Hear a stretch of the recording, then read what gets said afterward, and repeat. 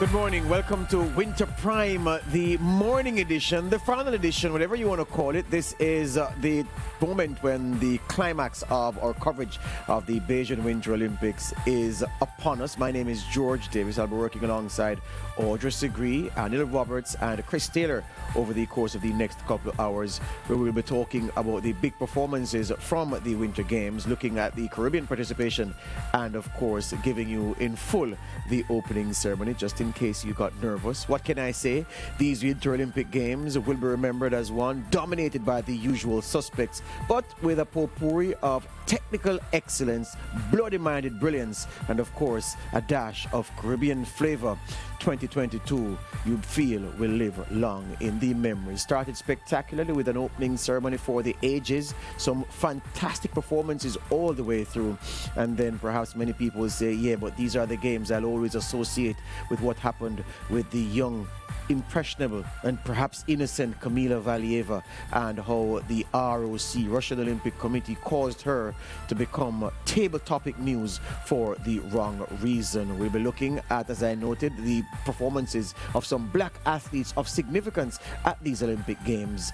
The Americans leading the charge, as they've done in so many areas, and you must respect what they've done in sport. So substantively, what we're going to do in this segment of the broadcast is just to get initial comments from Audra and Anil about what they've seen over the days of the Winter Games. Then it'll throw you to the build-up to the opening ceremony, not the opening ceremony itself, but there is narrative being woven before the closing ceremony rather actually starts. That's what we're going to do, and then you're going to enjoy that closing ceremony and then come back to us for a wrap on the Beijing 2022 Games. Audra, I'm certain that bobsled will be foremost in your mind, given that it's your event. You are an Olympian in that field.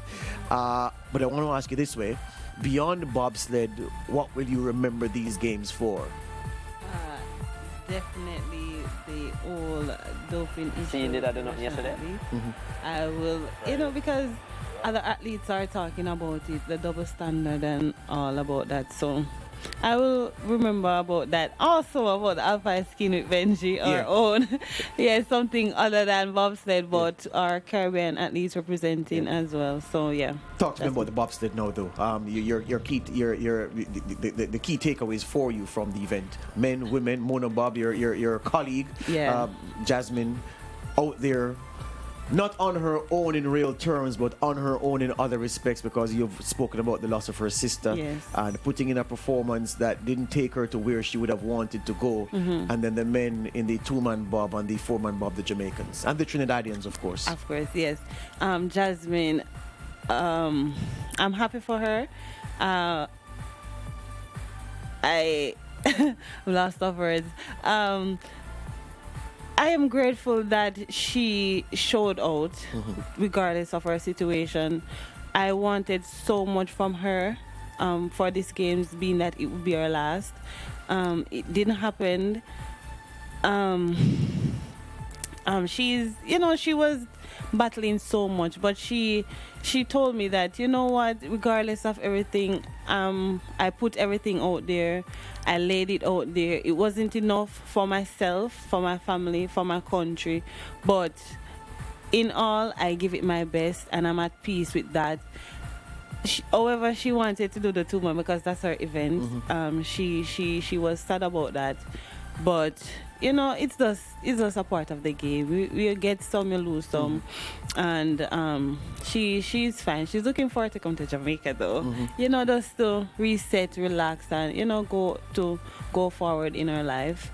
The two-man now, I don't know. I expectation for a team. I really wanted them to finish in the top 10 for top 20, for both of the events. However, that didn't happen. The Trinidad guys finished 27th. The Caribbean being there, participating, showing out, just giving us a piece of it, because we're not a winter, we're not a winter country, but yet still we have, our fellow countrymen showing out for us. They're giving us inspiration to move forward. What can we do different for the next 4 quad? you know, we don't want to just go to the Olympics just to be there. Like, we have passed that level now, in my Your nearest in my estimation, views. yeah. Yes, so I would love for us to just, you know, go back into the top 15, you know, showing up, be a force to be reckoned with. I love that for the country. That's our, you know, that's our backbone. We have to give competition, but, you know, we have to be realistic, you know, resources, everything. COVID hit, it was harder for us to get funds. I would assume also for the Trinidad guys. We missed out on training in Beijing. You know, so many things that are setting us back. But I'm hoping moving forward, everything is kind of like open up back. What are we going to do going forward? That is the question that, you know, I would love answers for. But yeah. That's Pretty much it. yeah. Anita Roberts, this is a thinking meal terms now, my friend. I know you'll soon be having your doubles for breakfast over there in TNT, but this is a pot that has bubbled to the boil. You've been served your broth, Senator Roberts. How does it all taste to you, these Winter Olympics? Well, first of all, fantastic organization from the Chinese, a brilliant Olympics in trying circumstances with COVID-19.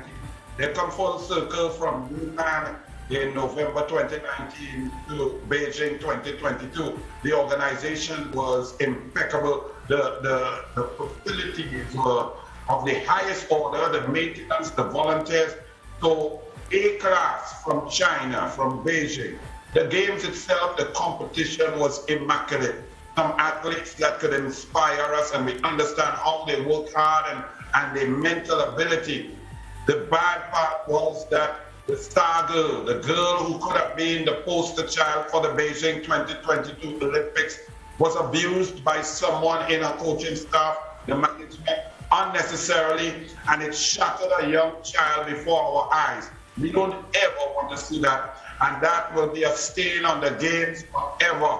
To the Russian Federation and the coaching staff, they've got to get it right, because to have 3 brilliant athletes, 2 medalists, and they hate the sport and they're talking negatively after winning a gold medal, that could never be good.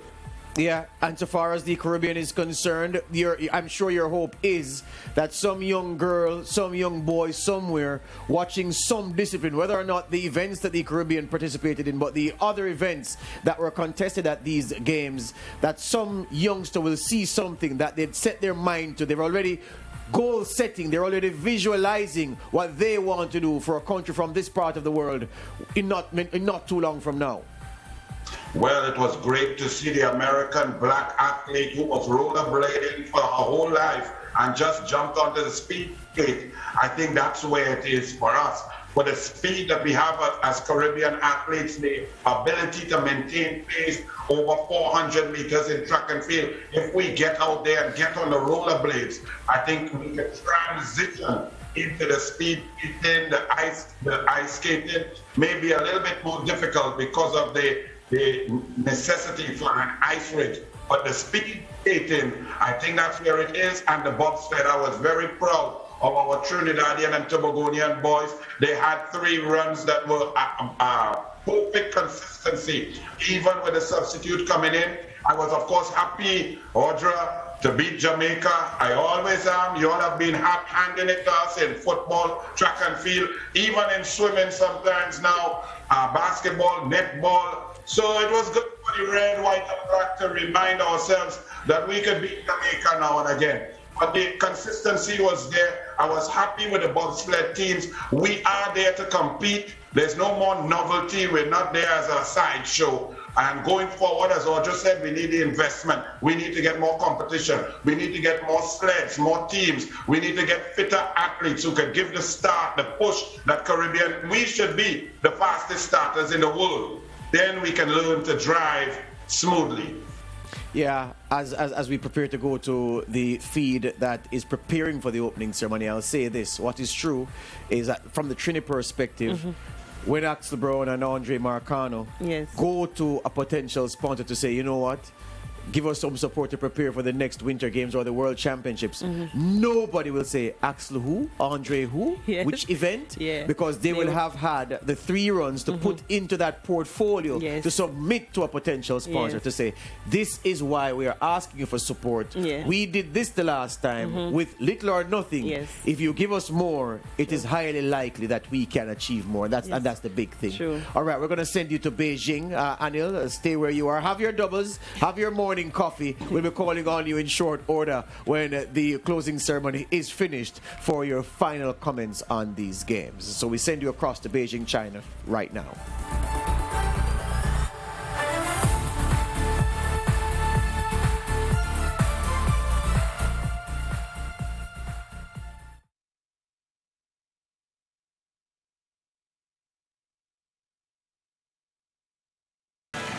So now we say Zaijian, goodbye from the bird's nest in Beijing, and we leave you with memories of the 2022 Olympic Winter Games. We so very much hope you enjoyed them, and we look forward to being with you again soon.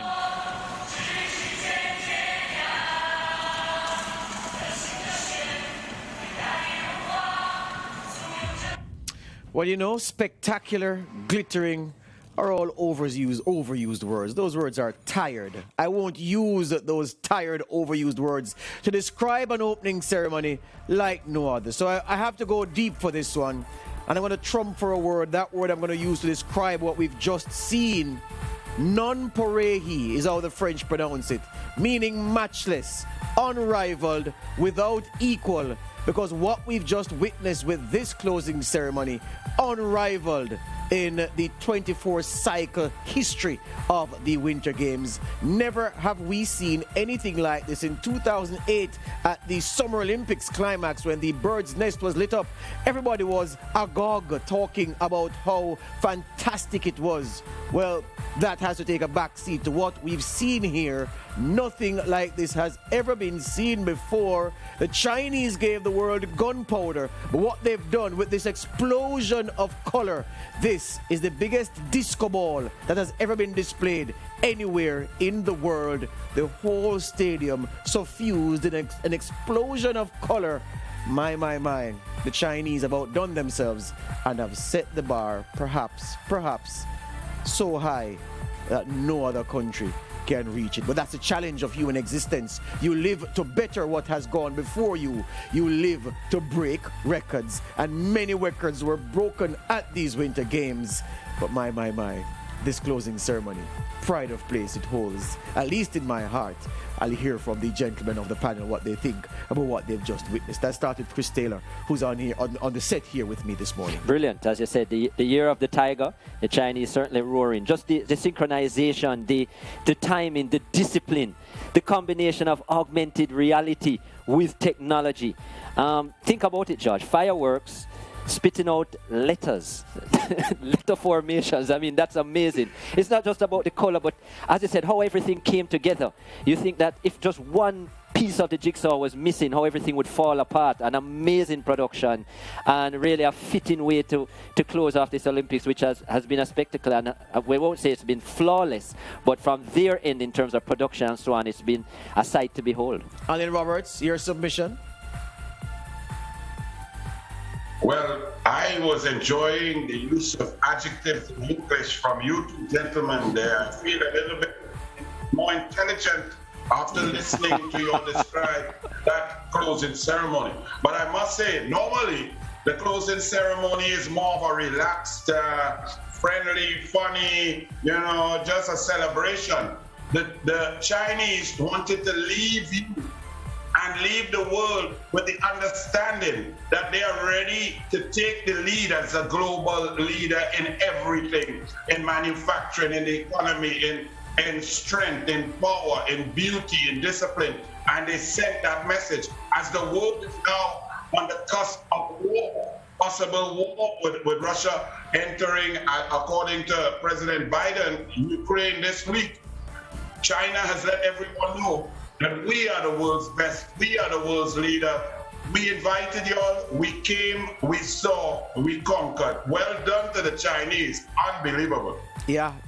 All right, Chris, let's strip away from the closing ceremony. We also had an opening ceremony like no other. Let's talk about your abiding memories from these games. Well, yeah, apart from, as you said, those two ceremonies, great performances. We think about the Germans in the sled events. We think about multiple gold medal athletes, the likes of, we saw a fashion superstar in Gu. We saw controversy with Valieva. Multiple gold medals. We think of Bo, Schouten, Sherlin. I mean, so many have won more than one medal at this Olympics and quite a few goals as well. We think about Chen, the figure skater. So a lot of things going down. A lot of great performances. Norway dominating the middle standings at the end of the thing, albeit most of it coming in skiing. Yes. But so some great performances all around. The Caribbean athletes finishing. Yes, not necessarily the places that we would have wanted, but in terms of representation and getting events there and putting up their hand and being counted, they certainly were there. As I said, you mentioned in the closing ceremony, the fact that our Caribbean flags were envisioned behind the president talking about, the close and the Olympics and how things have been. And that says something about our Caribbean as a people and what we mean to the rest of the world, even if we don't think so, that how highly we are rated. And I think that's something that we really need to take away from these Olympics as we think about, even though the young Haitian, the Jamaican in the alpine skiing, which, Anil didn't think turned up in the way. But the fact that he was able to end up in the highlights for the day of the Olympics and multiple interviews, it just shows that people want to hear from the Trinis, people want to hear from the Jamaicans, and from the Caribbean perspective, that's a big deal. Yeah. Anil Roberts, I know you're an old school guy who is also new school. You may be one of the few persons in the world who still uses a Rolodex. In terms of your mental Rolodex, what will you take from these Winter Games and file in that Rolodex? Well, fantastic. And I think this is where the Winter Olympics has come of age. I think their widest television audience, maybe because of the COVID-19 pandemic, but the explanation from the commentators, even here on SportsMax, I think we have educated people about the Winter Olympics.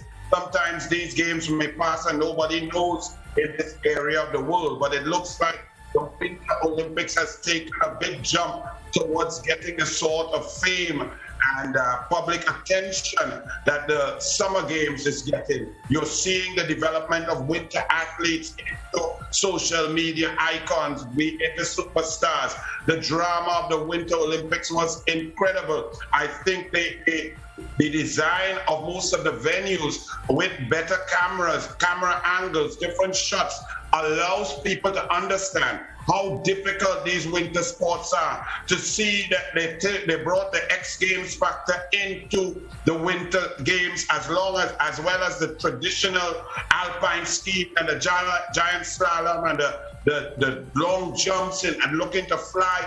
But people can understand even how you brought the bobsled. People are now understanding what it takes to bobsled quickly, how difficult it is to drive down a course, how the changing conditions impact the athletes. I think the Winter Games is now coming to life in the minds of people across the globe. Absolutely. So, Chris, we had performances at both ends of the continuum to remark about. You mentioned Eileen Gu, or Eileen Gu, or Gu Eileen, or whatever it is you want to call her. You mentioned Johannes Bo, who has to be a candidate for the athlete of the games alongside Gu as well. The tragedy of Valieva and the tragedy for me is that those three words will be applied to describe her situation at the Olympics, the tragedy of Valieva 4. But I want to also mention, as I ask you about the candidates in your mind for the athlete of the games and who you'll give that to, about an American that we haven't spoken about, but she competed in 8 events, failed to finish in 3, and in the other 5 a best place of 9th when she was being favored to land the gold medal in one of those alpine skiing events, and she had, as I said, a best finish of 9th for the races she finished, failed to finish in 3. I'm talking about Michaela Schifrin and how her Olympic Games have been a nightmare. Imagine competing in 8 events, many of which are expected to win gold, and the best you could finish is 9th. So crushing disappointment for her. But what about Johannes Bo? What about Gu Eileen? Who is your athlete of the games and why? It's hard to look past Johannes Bo. As you said, 4 gold medals, 5 medals in the Olympics. But for me, impact on Olympic Games is not just about your medal winning. It's how you encapsulated the entire event, how people have seen you, how public you are. And I just can't look past Gu, an 18-year-old, born in America, competing for China, lots of criticism, 2 gold medals and a silver. She's a blockbuster in terms of a fashion icon model at just 18 years of age, all over the world, all over Beijing in this Olympics. She's been the face that we have seen. And with all that pressure at 18 years of age, she has delivered. I think that's just remarkable. As I said, somebody who stands for human rights, somebody who stands for Black Lives Matter and all those things across the world. So she's very current in her affairs.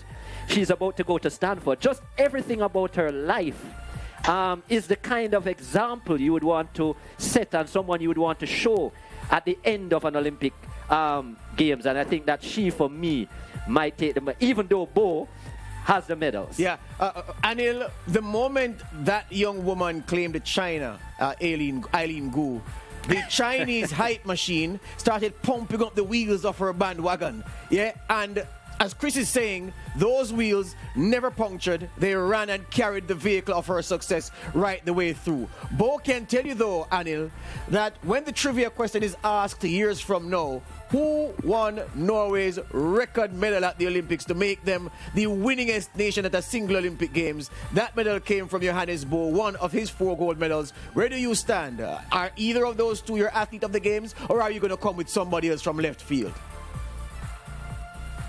No one from left field. I'm agreeing with my brother Chris as we wrap it up after 17. It's not often that I agree with my brother, but he has enunciated it so perfectly.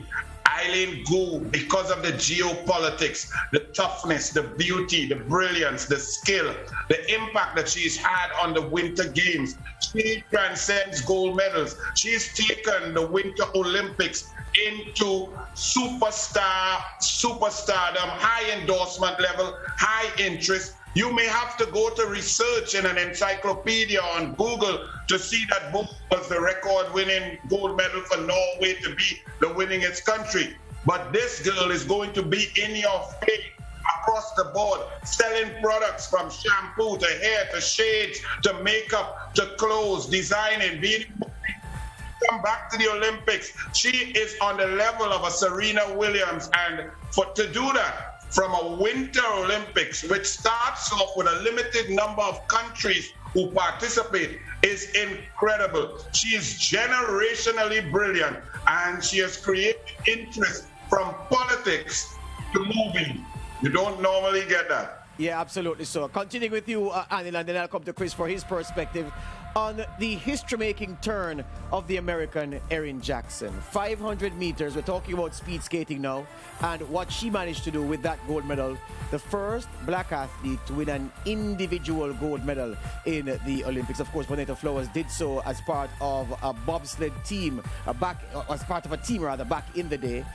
Jackson comes now, the first individual black gold medalist in Winter Olympics history. And then her colleague from the Team USA, Myers Taylor, getting a medal in the 2-woman bob as well. So we're talking about history-making black athletes for the importance of the children from where we are in the world. Anil, your assessment of what black representation has managed to do at these Beijing Winter Games.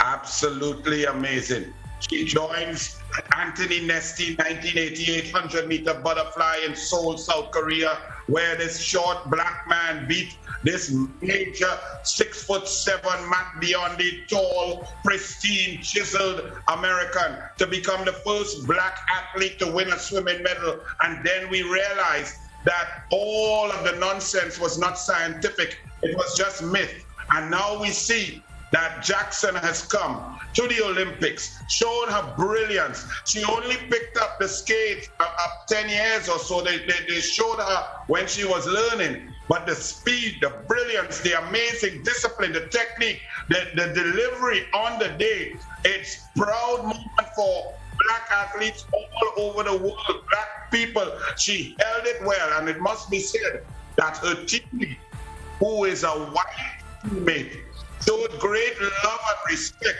to take herself out of a race to allow her teammate to make history and win gold in the Olympics. It shows that love, like Bob Marley said, one love lives. And I think this goes very deep into ensuring a sort of a respect and love for all races, all people, all of us as human beings. It's a tremendous story, and I am proud of her and proud to watch that highlight over and over and over. Yeah, Chris, usually torch bearers are ones who set the standard, and then that standard is bested by others to come after them. Erin Jackson is a torch bearer of a different kind. She carried the torch with a gold medal in one hand, with a gold medal in the other.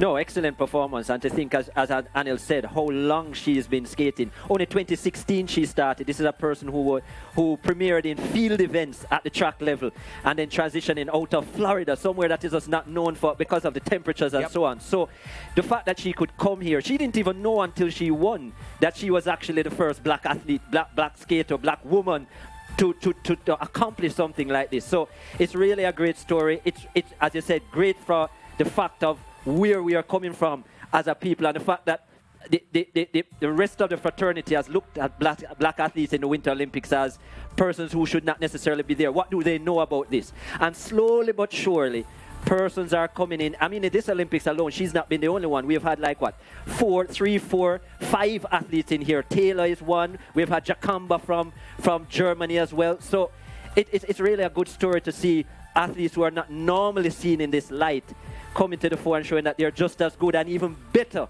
than the others. Yeah, and when you look at, if we use the IOC president Thomas Bach as reference to the Olympic champion in fencing in these summer games, you'd look at a sport like fencing and say, well, yeah, I'm not interested in fencing. I ain't never seen no black man climb the podium to claim a fencing medal. You'd say a girl from Ocala in Florida has done something. You can now say, I've seen a black woman climb the podium in speed skating on the ice and collect not just a medal, but the gold medal. And when you peer Anil Roberts, what herself and Myers Taylor have done, Myers Taylor in the bob, absolutely tremendous, because again, this is how you inspire the next generation. And as a nurturer of talent, Anil Roberts, nothing can please you more than to see youngsters coming to you, having seen for themselves somebody achieve something that they want you to guide them into achieving as well. Well, you have to remember also one of my proudest moments was 1996 Olympics, where Leah Martindale of Barbados, who I coached right here in Trinidad, and she stayed in my mother's house. She got into the Olympic final in 1996, becoming the first black woman to ever make an Olympic individual final, placing 5th in that final. So when I see history makers like this, I can't help but be proud, because now we know that we can do it. That we represent ourselves. You see, you have to understand the media is still stuck in a way that they like to perpetuate myths. And some people may say, Anil, you came down hard on Mr. Benjamin, but I beg to differ. I came down easy on him. He would have to apologize to Rosa Parks because he put us back on the back of the bus. When you go to the Olympics, you don't only represent yourself, you represent your people. And as black people, when I was coaching Leah Martindale, Siobhan Cropper, and Kerry Ann Gibbs for the 96 Olympics, they were training poorly in the morning. We were training from 4 a.m. to 7 a.m. And about 5:30 a.m., I said, listen, all of you just jump out. Across from the Queen's Park Hotel was the Savannah, where the CARICOM summit was going to be held. I walked them across the road in their swimming suits, took them to stand and look at the 32 flags that were up there waving in the wind in the morning, and told them that they have to train and respect each and every flag and others around the globe, because they were going to not only represent themselves, their country, the Caribbean, and all black people in a sport that we weren't allowed to participate in. They got back in the pool and they did what I said. Absolutely so. Chris, you're saying? I was saying it's just remarkable that Elena Taylor, or Mayors Taylor, however you want to call her, is now the most decorated bobsledder of all time. I mean, that is a big deal as we are talking about the fact that she's a black athlete from our region, what it means to us as a people, that we could dominate the bobsled event in that. Even though she hasn't won a gold, 5 Olympic medals, most decorated.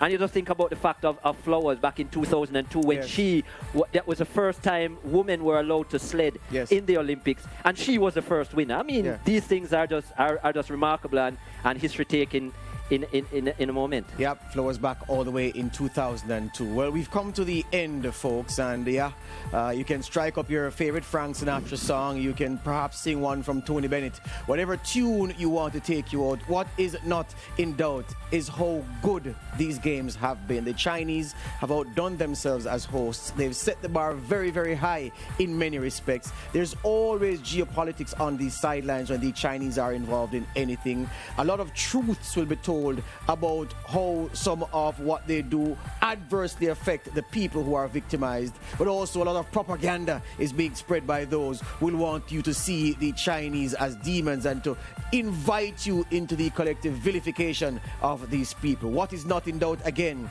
is how well they've managed to execute these games under very difficult circumstances, and for that they must be congratulated. To every man and woman who represented the Caribbean at these games, congratulations to you. For those who have visions of making themselves and their country better, more power to you. I certainly hope Mr. Alexander can lend his hand to administration to use up his vast network of contacts to make the way easy for the next alpine skier to come forward. I hope that Richard Savaiano will stick with Haiti and train and compete, sharpen his own skills so he can be a serious contender the next time he represents the national team. And I hope that Finletta Victorian can find it within her to do the work necessary in her field to inspire and continue inspiring the next wave of women bobsledders. It has been a games like no other.